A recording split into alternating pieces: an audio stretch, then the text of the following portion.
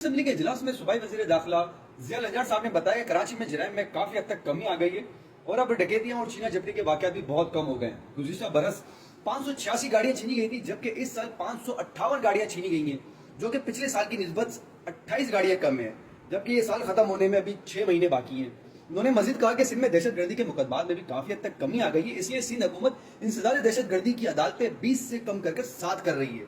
اچھی بات ہے جناب، کم ہونا چاہیے۔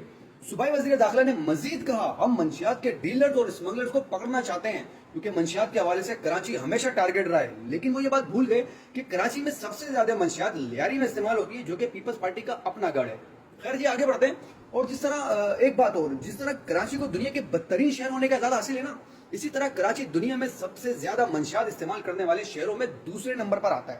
اور ایک اہم بات، اگر اپنی جان کی امان چاہوں تو سر، پچھلے 17 سال سے کراچی مطلب پورے سندھ میں آپ کی حکومت